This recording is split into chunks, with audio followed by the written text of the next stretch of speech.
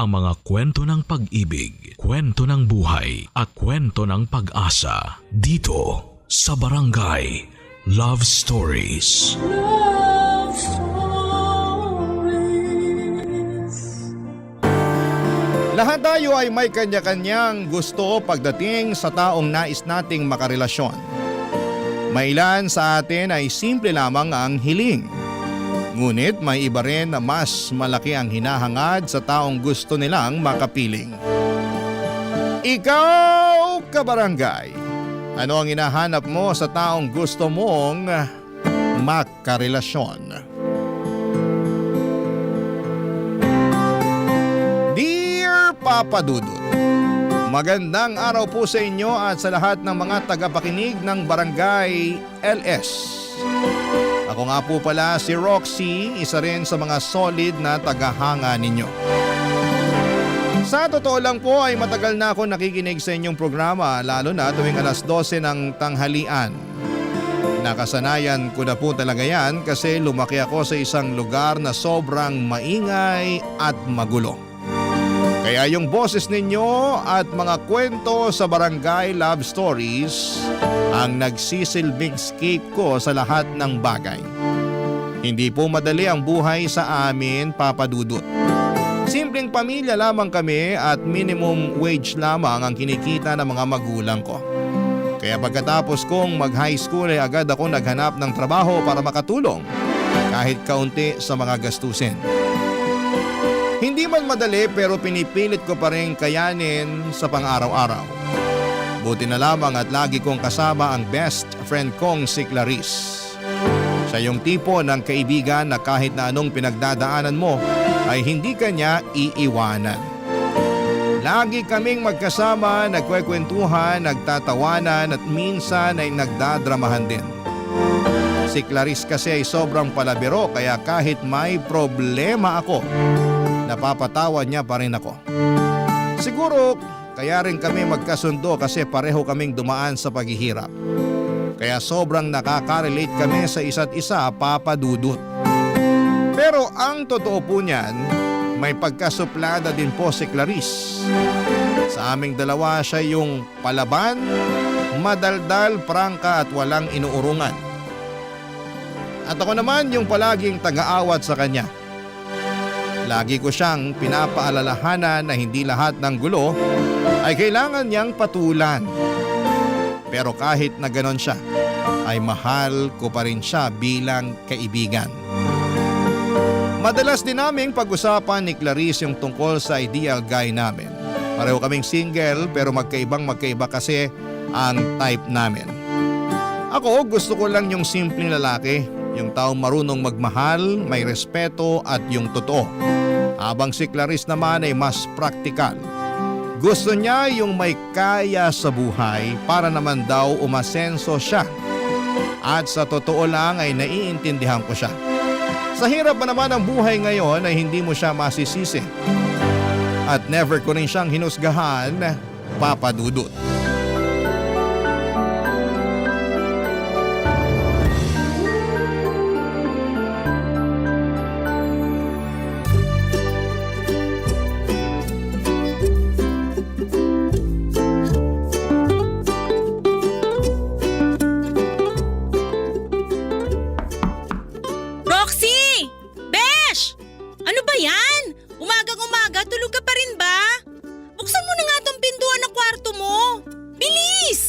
Sandali lang. Double time! Bilis na! Eto na.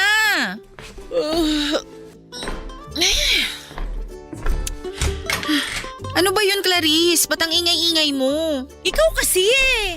Day off mo, natutulog ka? Hello? Kaya nga tinawag na day off eh, para makapagpahinga. Ay naku, ewan ko sa'yo. Paupo ako dito sa kama mo ha. Sandali nga lang. Ano ba yung bitbit mo? Eto na nga! Wait and see! Surprise! Beer? Ano ka ba? Di ba sabi ko sa'yo? Ay, alam ko na yung sasabihin mo. Ipapaalala ko lang sa'yo na bawal tanggihan ng grasya ha. Hindi pa nga ako kumakain eh. Alam ko, kaya eto. Wait lang. May dala din akong sisig! Kumpleto yan. Special participation mo na lang ang kulang. Ay wow, big time na big time ka, besh ah. Huhulaan ko. Nakuha mo na siguro yung sahod mo, no? Ay hindi. May sasabihin ako sa'yo. Pero atin-atin lang to ha. Ano yun? Kaka-resign ko lang nung isang araw. Ha? Paano ba naman kasi? Hindi naman kasi nababagay yung beauty ko sa bake shop na yon. Ang init-init, tapos ang baba pa ng sahod. Makapagsalita ka naman, parang nakapagtapos ka ng kolehiyo ah. Eh bakit? College graduate na lang ba ngayon ang may karapatan na magreklamo? Ewan ko sa'yo. Sisimulan ko na. Wait lang. Inumin ko lang to.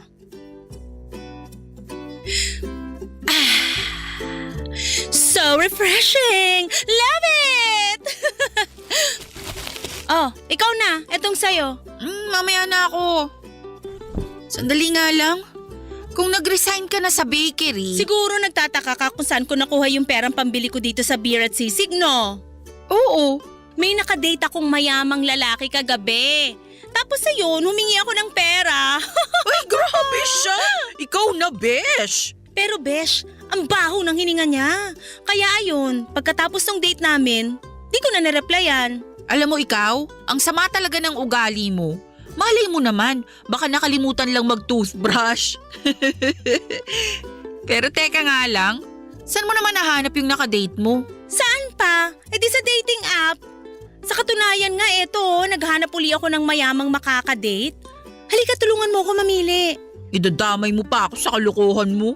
Alam mo ikaw, konti na lang at mapipiko na talaga ako sa'yo. Dilibre na nga kita ng beer at sisig eh. Binibilangan mo ako, ganon? Huwag ka na kasing maarte. Halika na, tulungan mo ako mamili dito. Sige na nga. Ay, mukhang kapre. Ayoko dito. Bunga nga mo, besh. Totoo naman ah. Wait lang, hanap pa tayo. Ay, masyadong pandak. Pass. Ay, eto kaya, besh. Tignan mo, oh. Gwapo. Mukhang kaya kang dalin abroad. Hello, tingnan mo nga yung ngipin ng mokong na yan. Dali niya muna sarili niya sa dentista. Dami mong arte. Makainom na nga lang. Ay, very good ka dyan. Oh, eto na yung iyo. Ubusin mo yan ah. Pahinga ako nitong sisig ah. Luka-luka, para sa atin talaga yan. Kumuha ka lang dyan.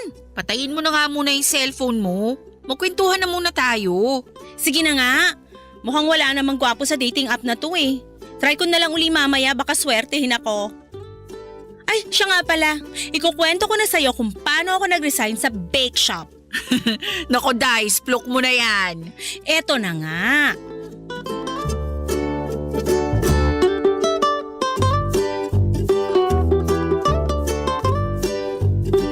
Nagkwentuhan kami ni Clarice noong umagang yon at parang walang katapusan ang tsikahan namin.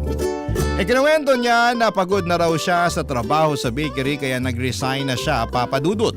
Ang sabi pa niya, gusto na lang niyang makajackpot ng gwapo at mayamang lalaki para hindi na siya mahirapan sa buhay. Ang totoo po niya ay medyo nanghinayang ako. Kasi sa hirap ng panahon ngayon ay hindi biro ang mawala ng trabaho. Mabait naman talaga si Clarice bilang kaibigan pero siya yung tipo ng tao na kapag may gusto ay gusto niyang makuha agad-agad. Pero kahit na ganun siya ay tinanggap ko pa rin siya ng buong buo. Kasi mabait naman siya sa akin. Kaya kahit magkaiba kami ng pananaw sa buhay ay solid pa rin ang samahan naming dalawa. At habang nagiinuman kami sa kwarto ko ay biglang may nag-message kay Clarice sa dating app. Isang lalaki na walang profile picture pero magaling mag-English at sinabi niyang nagagandahan siya sa Clarice na kaibigan ko at gusto niya raw makipag-date sa kanya. Pero si Clarice, nako, na-curious agad. Ang sabi niya baka mayaman kasi ang galing daw mag-English. Kaya ayon, nagpa siyang makipagkita noong mismong gabi na rin na yon. At para daw safe ay niyaya ko ni Clarice na samahan siya sa date niya. Noong una ay tumanggi ako, Papa Dudut, pero wala rin ako nagawa kaya sinamahan ko na lamang siya. Pagdating namin sa park, halatang kabado si Clarice. Panayang ayos niya ng buhok at tanong kung okay na ba ang itsura niya. Ilang minuto lang ay dumating na rin yung lalaki. Lucas ang pangalan niya. Hindi siya gwapo pero hindi rin naman siya pangit. Naka-white t-shirt lamang siya at hindi siya mukhang mayaman. Nagkatinginan sila ni Clarice at nung ipinakilala na niya si Lucas sa akin ay nag-hello lamang kami saglit. Tapos ay umalis na ako at binigyan ko sila ng kaunting privacy. Umupo ako sa malapit habang sila naman ay nagkwekwentuhan sa park. At nung umalis na si Lucas ay nilapitan ko kaagad si Clarice. Siyempre gusto ko ring malaman kung okay ba yung date nila at kung pasado kay Clarice itong si Lucas. Pero ito ang nalaman ko.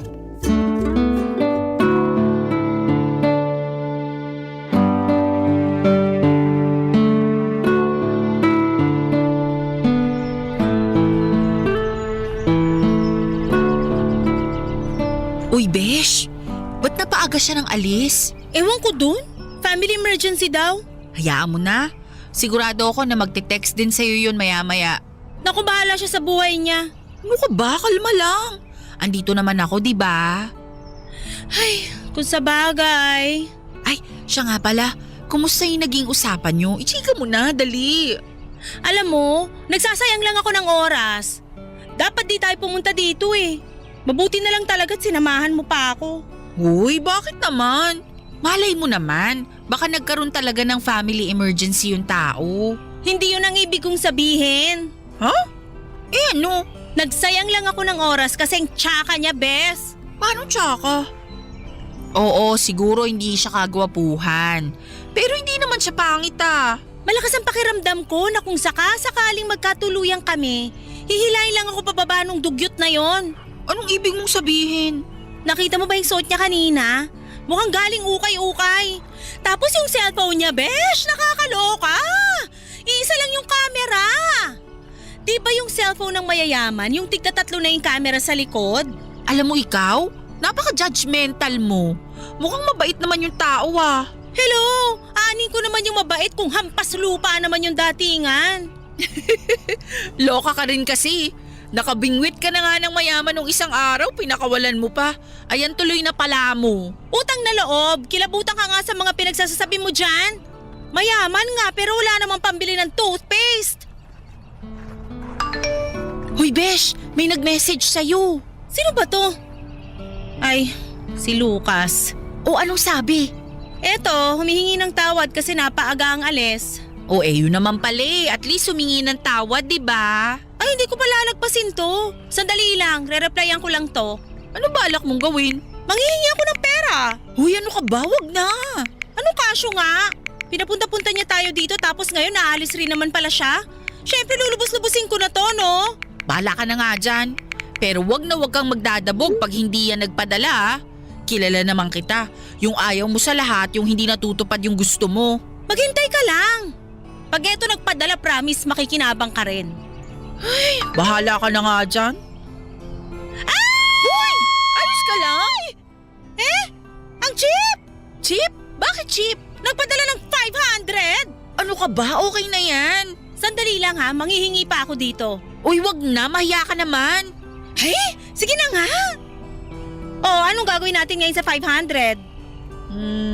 Ay, alam ko na. Ano? Tignan mo dun, no, may street food. Halika na.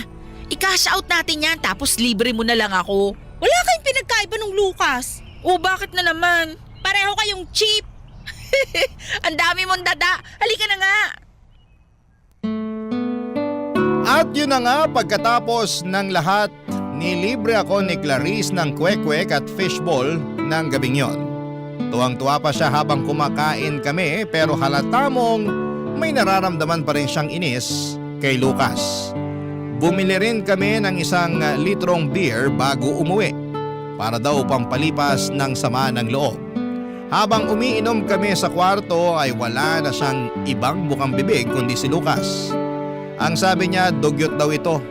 Sayang lang daw ang oras niya, yung pakikipagkita sa kanya at sana'y hindi na lamang daw siya nag-abala kasi mukhang pulubi daw si Lucas. Pero sa totoo lang ng gabing ding yon, Paulit-ulit humingi ng tawad si Lucas sa kanya sa text. Sabi niya na paaga raw ang alis niya kasi inatake sa hika ang kapatid niya. Seryoso siya sa mga mensahe niya, ang haba ng paliwanag niya at halatang sincero. Pero si Clarice na medyo kulang talaga sa pasensya at hindi madaling magpatawad ay hindi na nag-reply. Kahit tinadtad na siya ng text ni Lucas, hindi na niya ito pinansin. Lumipas ang ilang araw at napilitan na rin si Clarice na maghanap ng bagong trabaho at sa awa naman ng Diyos, natanggap siya bilang cashier sa isang convenience store malapit sa amin. Sa totoo lang ay sobrang natuwa ako kasi akala ko kasi aasa na lamang siya palagi sa ideya na makaka-jackpot siya ng mayamang lalaki. Pero habang tumatagal ay napapansin kong parang hindi talaga siya masaya sa trabaho niya. Tuwing nagkikita kami ay panay ang reklamo niya, pagod na raw siya, maliit daw ang kita at madalas niyang sinasabi na sana'y yumaman na lamang siya nang hindi na kailangang magbanat ng buto. Pero bilang best friend ay ginagawa ko pa rin ang parte ko. Lagi ko siyang pinapayuhan na hindi naman masama ang mangarap. Pero sana'y maintindihan rin niya ang pera ay dapat na pinaghihirapan. Kasi kapag hindi mo pinaghirapan ang isang bagay, madali lang din itong mawawala sa iyo, Papa Dudut. Barangay Love Stories. Barangay Love Stories. Dumating na sa punto na mas lalo pang nahirapan si Clarice dahil nagkasakit ang mama niya at dahil palagi na siyang late sa trabaho ay natanggal siya sa trabaho niya bilang cashier. Hirap na hirap siya noon kaya nagtangka siyang manghiram ng pera sa akin. Pero pareho lang naman kaming minimum wage ang kita.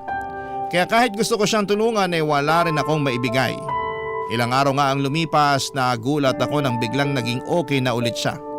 Doon niya ikinuwento na ibinigay niya ang address niya kay Lucas. At laking gulat ko nang malaman kong pumunta raw ito sa bahay nila at nag-abot ng pera para sa pagpapagamot ng mama niya. Sobrang bait ni Lucas. Hindi ko inasahan na tutulungan niya ang best friend ko. Lalo na sa ganong sitwasyon. Para sa akin ay malinaw na seryoso talaga si Lucas kay Clarice. Kasi kung hindi ay bakit pa siya mag-aabala, hindi ba? Ikinuwento rin ni Clarice na nalaman niya na hindi pala mayaman si Lucas. Isang regular lang daw na empleyado sa isang restaurant. Pero masaya pa rin siya dahil sa tulong na naibigay nito. Kaya lang habang tumatagal ay napansin kong halos lagi na lamang siyang humihingi ng pera kay Lucas.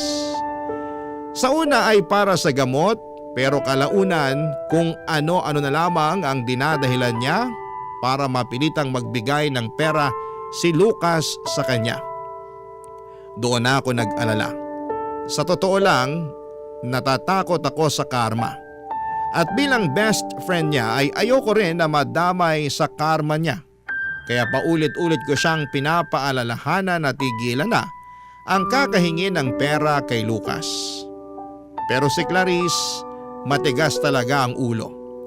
Kahit na anong sabihin ko, sinusunod pa rin niya ang gusto niya. Tahimik na lamang ako pero sa kalooban ko ay umaasa pa rin ako na matatauhan siya. Bago pa mahuli ang lahat, Papa Dudut.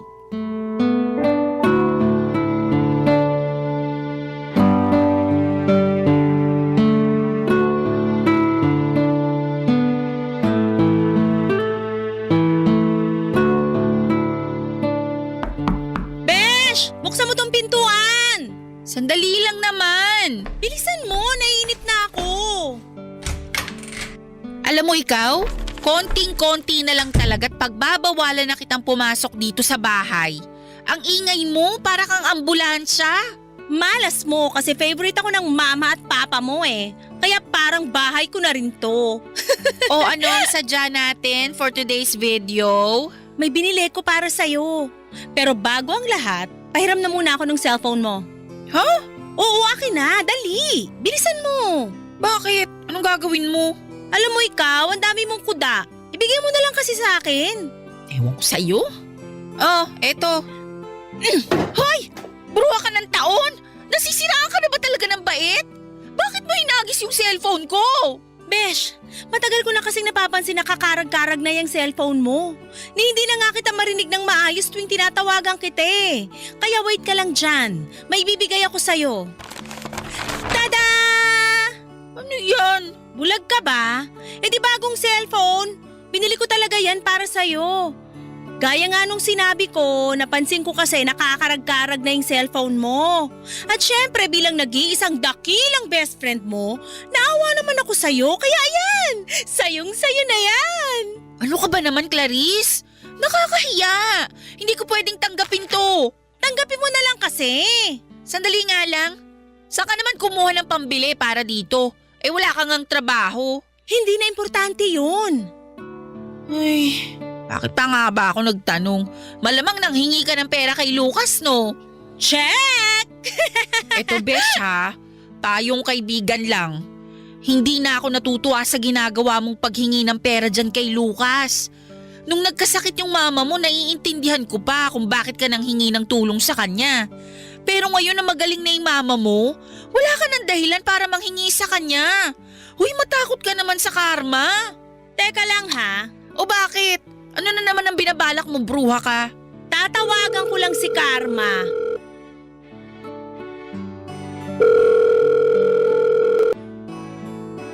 Hello? Ay hello, Lucas, kamusta ka na? Eto, okay lang. Nasa trabaho ko ngayon. Ikaw, kumusta ka na? Okay na ba yung mama mo? Oo, okay na si Mama at napakalaking tulong nung pera na binibigay mo sa akin. Mabuti naman kung ganon. Nga pala, Lucas. Bakit? Umiiyak ka ba? Bakit? Anong problema? Hindi ko kasi alam kung saan ko pa kukunin yung pang-maintenance ni Mama. Pasensya ka na, Lucas. Pero natatakot lang kasi ako na baka lumala lang yung kondisyon ni Mama kung hindi ko mabili yung pang-maintenance niya. Ganun ba? Huwag ka mag-alala. Alam mo naman na nandito lang ako para sa'yo. Magkano bang kailangan na pera para sa maintenance ng mama mo? Nasa 5,000. Sige. Huwag ka mag-alala. Maya-maya lang at ipapadala ko na sa e-wallet yung pera mo. Thank you talaga, Lucas, ha? Hindi ko alam kung ano gagawin ko kung wala ka. Ano ka ba? Maliit na bagay. Basta pag may kailangan ka, huwag ka mahiyang lumapit sa akin, ha? Nga pala, Clarice. Kailan ba ako pwedeng dumalo ulit yan sa inyo? Ay, naku! Kailangan ko pa palang bantayan si Mama. Sige na, Lucas. Ingat ka dyan. Bye! Kitams? Clarice, hindi ka ba kinikilabutan sa pinaggagawa mo? Kung makapagsalita ka naman, kala mo naman hinostage ko yung tao para bigyan ako ng pera. Kahit na, panggagancho pa rin yung ginagawa mo. Nakakahiya ka? Umalis ka na muna, please. Kausapin mo na lang ako kapag nasa katinuan ka na. Hoy! Nakakasakit ka na, ha? Ay, kunin mo na tong cellphone, hindi ko matatanggap yan. Alam mo ikaw, ang dami mong arte. Kung gusto mong pagtiisan yung nabubulok mong cellphone, bahala ka sa buhay mo. Makaalis na nga lang. Mukhang meron ka kasi ngayon eh. Papadudot ilang araw din kaming hindi nagkibuan ni Clarice pagkatapos ng nangyari. Tahimik lamang kaming pareho, walang chat, walang tawag at walang text. Alam ko kasi na hindi tama yung mga ginagawa niya kay Lucas at ayoko naman siyang konsentihin. Kung mananahimik lamang ako sa panggagancho ng kaibigan ko ay parang sinang-ayunan ko na rin ang panloloko niya. At ayoko talagang matulad sa mga best friend na kinukonsinti lang ang mali ng mga kaibigan nila. Para sa akin ang tunay na kaibigan ay yung handang magsabi ng totoo kahit masakit. Handang itama ka kapag naliligaw ka na. At hindi ka hahayaang masanay sa mga bagay na makakasama sa iyo. Kasi kung totoong mahal mo ang isang tao bilang kaibigan ay gugustuhin mong mapabuti siya. Hindi yung pabayaan mo na lamang dahil ayaw mong masira ang samahan ninyo. Mas pipiliin kong masira ang friendship kesa tulungan siyang sirain ang sarili niya. Pero habang lumilipas sa mga araw ay aaminin ko na nami-miss ko rin siya. Sanay kasi ako na lagi ko siyang kasama ka-chat at katsikahan. Kaya isang araw, hindi ko na rin kinaya. Pinuntahan ko si Clarice sa bahay nila kahit medyo nag-aalangan ako sa magiging reaksyon niya. Pagbukas niya ng pintuan ay nagulat ako kasi siya pa yung unang yumakap sa akin at agad na humingi ng sorry. Ang sabi niya hindi niya raw kaya na mawala yung nag-iisa niyang tunay na kaibigan. Doon na rin ako na-touch at syempre pinatawad ko siya kaagad. Pero sinabi ko pa rin sa kanya na hindi pa rin ako sang-ayon sa ginagawa niya kay Lucas. Ayoko lang na mapunta siya sa maling landas at pagsisihan niya ito sa bandang huli. Buti na lang at naintindihan niya. Tahimik lamang siya pero ramdam ko na tinanggap niya yung sinabi ko. Tapos bigla niya akong inalok na makipag-inuman.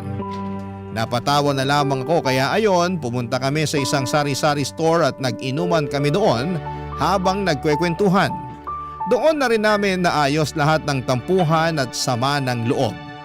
Simple lang yung inuman namin noong mga panahon na yon pero ang sarap sa pakiramdam.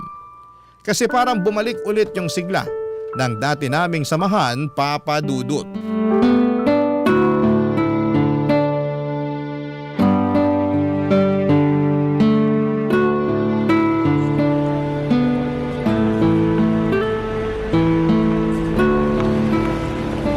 Cheers, Besh! Ay, sa wakas at nagkasundo na rin tayo. Akala ko kasi hindi mo na ako kakausapin eh. Naku, pasalamat ka't hindi kita matiis. Pero uulitin ko lang ha, hindi pa rin ako komportable at sang-ayon sa ginagawa mong panggagancho kay Lucas. Ano ba? Wag na nga muna natin pag-usapan yun. Baka mamaya mag-away na naman tayo niyan eh. Pero Besh, eto ha, may iaalok ako sa'yo. Ano yun? May opening kasi sa pinagtatrabahuhan ko. Baka gusto mo i-refer kita. Sige. Pag-iisipan ko. Uy, pangako yan ha, pag-iisipan mo. Oo na. Uminom na nga lang muna tayo. Saglit lang ha. Uy, saan ka pupunta? Babayaran ko lang yung binili nating beer. Baka mamaya malasing tayo tas makalimutan nating bayaran. Ano ka ba? Wag na. Ay hindi, ako na. May naitabi naman akong pera kahit papano eh. Naku, ako na. Di ba ako nga tong may ginawang kasalanan sa'yo? Kaya ako na. Hayaan mo ako makabawi sa'yo. Saglit lang ha. May tatawagan lang ako. Huhulaan ko. Si Lucas yung tatawagan mo, no? Ano ka ba naman, Clarice? Tigilan mo na yan. Huwag mo namang abusuhin yung tao. Shh! Teka lang. Hello? Lucas? May hihingin sana akong pabor sa'yo eh. Bakit? Anong kailangan mo? Ubus na kasi yung maintenance ni Mama. Baka naman may pera ka pa dyan, kahit konti lang. Clarice, pasensya ka na pero nawalan kasi ako ng trabaho eh. Hindi na muna kita mapapadala ng pera. Ano? Pasensya na talaga, sana maintindihan mo. Sige na, kahit 500 lang. Walang-wala talaga ako ngayon eh. Napakawalang kwenta mo naman. 500 na nga lang yung hinihingi ko, hindi mo pa ako mapagbigyan? Akala mo ba hindi ko napapansin na panay na yung paghingi mo sa akin ng pera? Sa tingin ko nga may iba ka nang pinagagamitan ng pera bukod dyan sa maintenance ng mama mo eh. Hoy! Ang kapal na mukha mo para questionin kung saan ko ginagamit yung pera. Wala kang karapatan para pag-isipan ako na masama. Meron! May karapatan ako na questionin ka. Sa tingin mo ba talaga, hindi ko napapansin na nanlalamig ka bigla sa akin tuwing hindi ako nakakapagpadala ng pera? Tapos tuwing nakakapagpadala ko, panay ang pag-I love you mo sa akin. Utang na loob! Mawawala na amats ko sa'yo eh. Amats? Umamin ka nga sa akin? Saan mo ba talaga ginagamit yung pera ko ha? Ang kulit-kulit mo naman eh. So ano na, magpapadala ka ba o hindi? Hindi! Pwes kung ganon, simula sa araw na to, wag mo na akong tatawagan kasi nakikipaghiwalay na ako sa'yo. Talaga ba, Clarice? Umamin ka nga sa akin? Minahal mo ba ako? Gusto mong marinig yung totoo? Madali kang mahalin kapag nagbibigay ka ng pera. Pero tuwing tinatanggihan mo ko, nahihirapan akong pakisamahan ka kasi mukha kang dugyot. Simula ngayon wag ka na magpaparamdam sa akin ha. Clarice, sandali lang! Goodbye! Huy, ayos ka lang? Kumalma ka nga. Besh, ikaw na muna yung magbayad dito sa iniinom natin ha. Pasensya ka na. Hindi kasi gumana yung ATM ko eh. Alam mo, hindi ako natutuwa sa naging usapan niyo ni Lucas.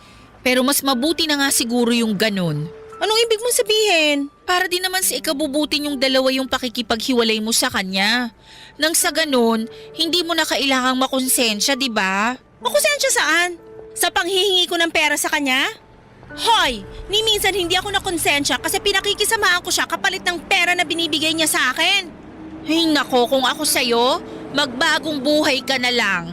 Hindi ka pa ba nagsasawa sa buhay na nakaasa ka sa lalaki? At isa pa, mas magaan ang buhay kapag alam mong wala kang tinatapakang tao. Besh! Sa hirap ng buhay ngayon, ba't naman ako magsasawa? Ano ka ba, Besh? Matakot ka naman sa... Oo na, sa karma. Ilang beses ko nang narinig yan. Paulit-ulit ka rin eh, para kang sirang plaka. Siguro kung may piso lang ako sa kakabanggit mo sa karma na yan, malamang nalibre na kita ng 2 case ng beer ngayon. Hindi mo ba sasagutin yan? Wag na! Para saan pa? Eh hindi rin naman magpapadala ng pera yan. Sagutin mo kaya.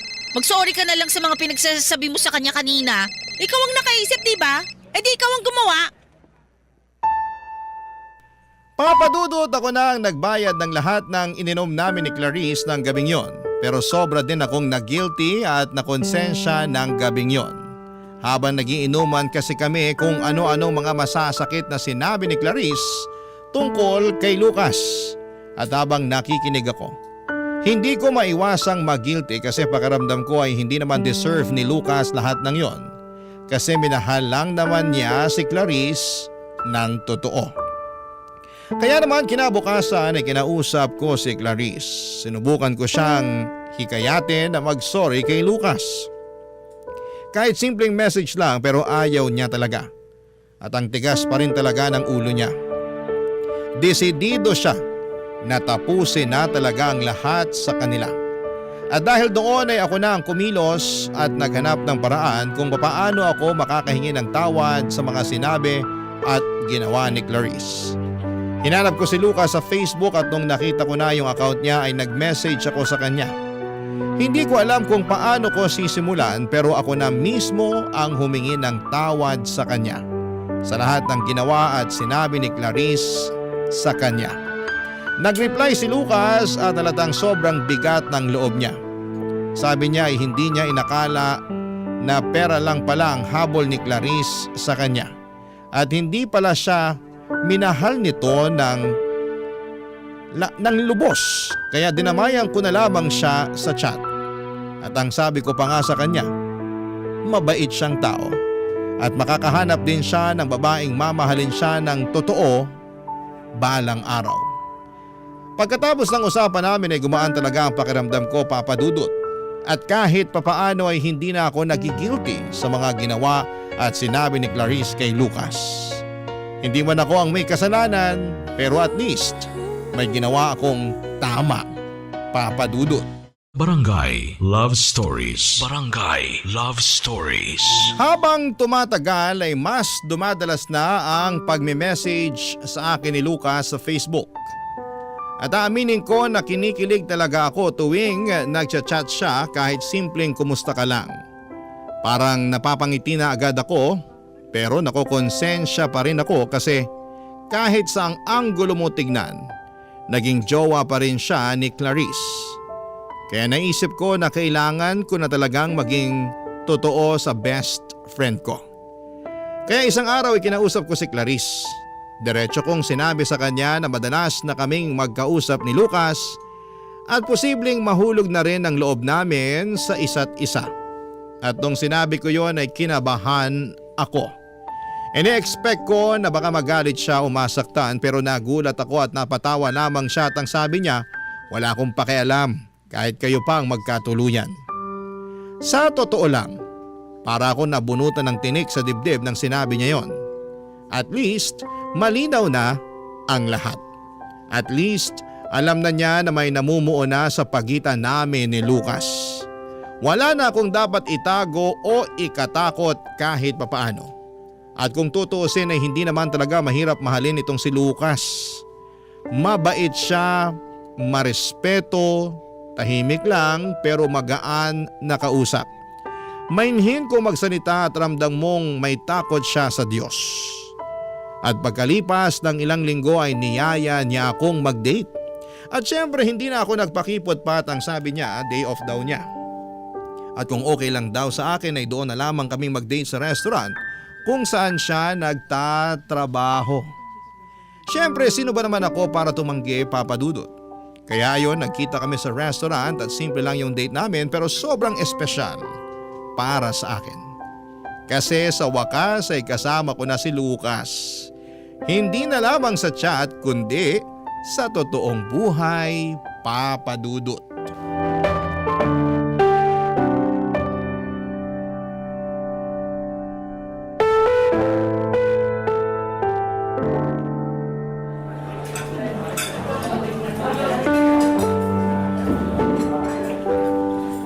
Ang gwapo mo pala kapag naka-formal attire. So, ibig mo bang sabihin, pangit ako kapag hindi formal yung attire ko? Ano ka ba naman? Hindi yun ang ibig kong sabihin. Ang sinasabi ko lang naman, mas lalo kang pumupogi kapag ganyan ang suot mo. Salamat. Nga pala Roxy, alam na ba ng kaibigan mo na… Na ano? Na tayo na? Oo, sinabi ko sa kanya. Ano yung naging reaksyon niya nung sinabi mo sa kanya na tayo na? Ayos lang naman sa kanya. Ay… Bakit? May problema ba? Ang totoo niyan, hindi na ako nabibigla. Unti-unti ko nang natatanggap na hindi naman talaga ako minahal ni Clarice eh. Sensya ka na talaga ha. Ano ka ba? Wala ka namang kasalanan dun eh. Aaminin ko, nung una, akala ko minahal ako ni Clarice. Pero habang tumatagal, mas lalo ko napapansin na yung pera lang yung habol niya sa akin. Huwag mo nang isipin yun. Ang importante, nandito na ako, di ba? Kung sa bagay, nakakatawa no? Sino ba mag-aakala na magkakatuluyan pala tayo sa huli? Kasalanan mo to eh. Panay kasi pagpapakute at pagchat-chat mo sa akin sa FB. Alam mo, hindi ako nagsisisi na ginawa ko yon. Bakit naman? Dinamayan mo ako nung mga panahon na lugmok ako sa paghihiwalay namin ni Clarice. Ano ka ba? Wala yun, Lucas. Eto naman, bakit Lucas pa? Ha? Ano bang gusto mong itawag ko sa'yo? Babe na lang kaya? Sige na nga, babe. Nga pala busog na ako. Eto na nga pala yung share ko. Wag na. Eh hindi. Kung sa tingin mo hahayaan kitang magbayad sa lahat ng in-order natin, nagkakamali ka oy. Ang dami ko kayang nakain. Kaya sige na, tanggapin mo na to. Seryoso ako. Hindi mo na kailangan gawin yan eh. Bakit naman? Halika na. Teka lang, saan tayo pupunta? Eh hindi pa nga natin nababayaran yung in-order natin eh. Hindi na kailangan. Hoy, anong hindi na kailangan? Ibig mong sabihin mag-1, 2, 3 ka? Hindi ko na kailangan gawin yon. Kasi sa mga magulang ko naman tong restaurant eh. Kay drama yarn? Hoy nako, pinagloloko mo ko. Hindi ko naman alam na joker ka rin pala. Seryoso ba? Pero akala ko… Na ano? Na dito ako nagkatrabaho? Naglilinis at nagsiserve din ako dito kapag kulang sina mama at papa sa staff. Anak lang ako na may-ari, pero hindi ako may-ari. Kaya para na rin ako nagtatrabaho dito, di ba? Eh bakit hindi mo sinabi kay Clarice to? Ang totoo niyan, ikaw pa lang yung pinakaunang tao na pinagsabihan ko tungkol dito. Mas rerespetuhin ka kasi ng mga tao kapag alam nila na may negosyo o pera ka. Kaya ayun, nagpanggap ako para malaman ko yung totoong intensyon nila sa akin. Kung ganun, ba't mo naman inamin sa akin to ngayon? Matagal ko nang napatunayan na hindi ka gahaman tulad ng kaibigan mo. Kasi kung katulad ka lang din ng kaibigan mo, hindi ka magchat-chat sa akin sa Facebook para lang humingi ng tawad sa ginawa niyang panloloko sa akin, di ba? Kung sa bagay. Ay, basta, o eto na yung pera, tanggapin mo na lang kasi. Ang kulit mo naman eh. Sige na nga. Pero sa susunod ako nang gagastos para sa atin ha. Sige na nga. I love you, babe. I love you too, babe.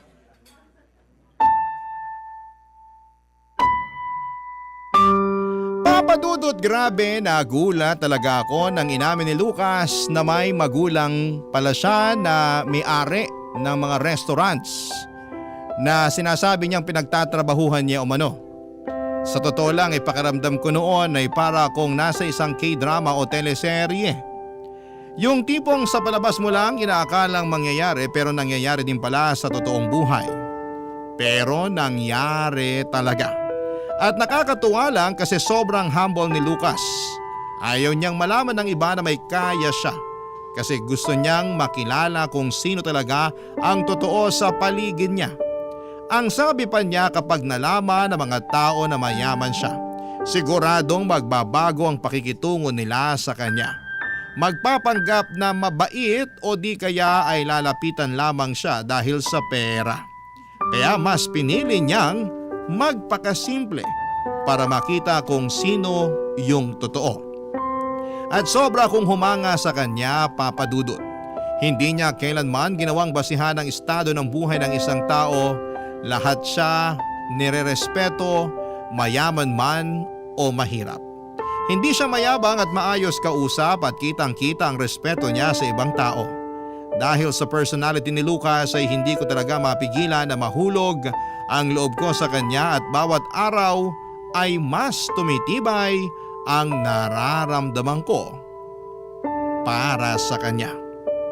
At syempre hindi ko rin napigilan ang sarili ko na ikwento kay Clarice yung nangyari sa date namin ni Lucas. Sa totoo lang ay ayoko na sana siyang kwentuhan. Pero kinulit niya ako na magkwento. At tanong siya ng tanong hanggang sa nauwi rin sa punto na sinabi ko na sa kanya ang katotohanan. Noong sinabi ko kay Clarice na ang mga magulang pala ni Lucas ay may-ari ng restaurant na sinasabi niyang pinagtatrabahuhan niya ay napanganga na lamang siya. At kitang-kita ko sa mukha niya ang halatang nangihinayang siya sa naging hiwalayan nila ni Lucas. Parang yung tipong gusto niyang bawiin pa sa akin si Lucas na sana hindi na lang nangyari yung hiwalayan nila. Kitang-kita ko sa mga mata ni Clarice ang pinaghalong sama ng loob at pagsisisi. Pero huli na ang lahat. Kasi pagkalipas ng ilang buwan ay lalo lang naming naramdaman ni Lucas na tumitibay at lalong nahuhulog ang loob namin sa bawat isa. Parang bawat araw na lumilipas, mas lumalalim ang samahan namin at mas lalo kong nararamdaman na siya na talaga yung taong para sa akin. At dahil naging busy na rin ako sa love life ko ay hindi ko na masyadong nabibigyan ng pansin ang friendship namin ni Clarice. Kaya noong nagkaroon ulit kami ng chance para makapag-bonding, nilubos-lubos ko na ang pagkakataong yon. At ako na mismo ang pumunta sa bahay nila para makipag-inuman.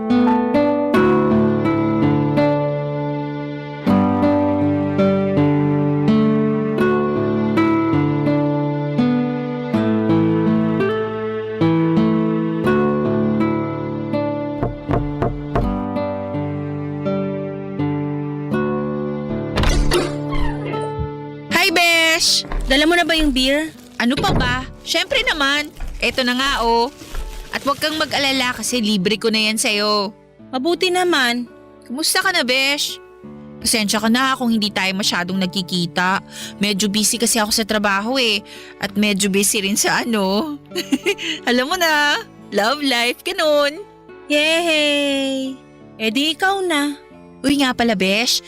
May gusto sana akong ikwento sa'yo. Ano yon? Alam mo ba na nagdududa na ako na magpo-propose na si Lucas sa akin?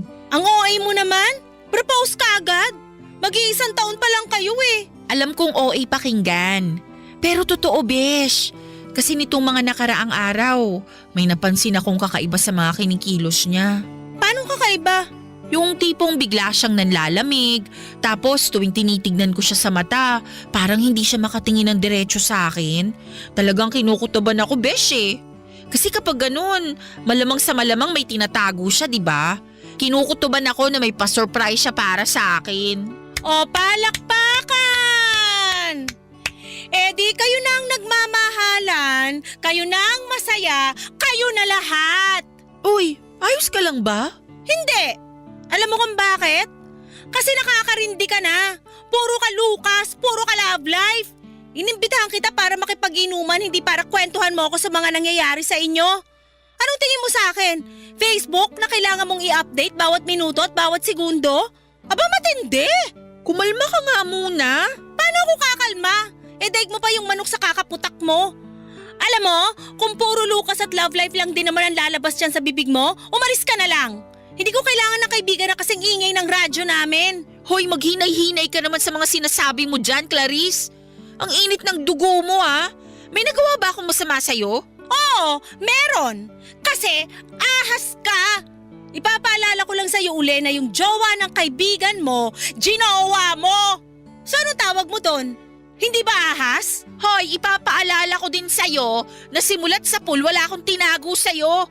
Noon pa man sinabi ko na sa'yo na may namamagitan sa amin ni Lucas. At ipapaalala ko rin sa'yo na pumayag ka. Hindi ka tumutol sa relasyon namin, tumawa ka pa nga eh. Pues ngayon, hindi ko na kaya makipagplastikan sa'yo kaya tatapatin na kita. Hindi na ako masaya sa namamagitan sa inyo ni Lucas. Maniwala ka sa akin. Sinubukan kong labanan yung nararamdaman ko pero habang tumatagal, mas lalo lang akong nahihirapan.